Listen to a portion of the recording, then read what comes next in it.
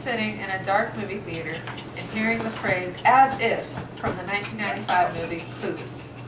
The 1990s was a decade of grunge, Spice Girls, Clueless, The Fresh Prince of Bel-Air, and Nickelodeon. And I was born right in the middle of it, October 7th of 1995 to be exact. The pop culture of the decade affected me greatly.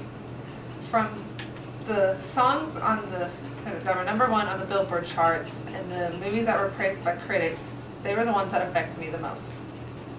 The Silence of the Lambs and Scream may remind you of the 1990s, as they do for me, but Audrey Hepburn may not remind you as much as she does for myself. And I said, what about Breakfast at Tiffany's, for the famous lyrics from the song Breakfast at Tiffany's by Deep Blue Something. This catchy song came out in 1995. My parents and older siblings used to play this song for me all the time when I was younger. I believe there is a connection between my love for Audrey Hepburn and this song. My favorite Audrey Hepburn movie is actually Breakfast at Tiffany's. This song may or may not have brainwashed me to love Audrey Hepburn.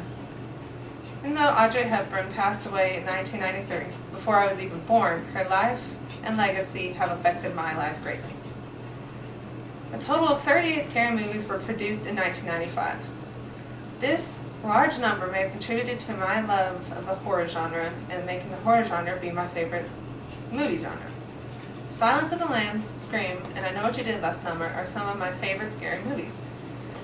Even though they were not made in 1995, they were 1990s movies, and 1990s has affected me greatly. Horror movies are suspenseful and exciting, and this is what keeps me interested in loving them. The 1990s was an interesting decade. From the fashion to the pop culture and the music to the movies, everyone who was born in or lived through the 1990s were affected. My life would not have been the same if I had not been born in 1995.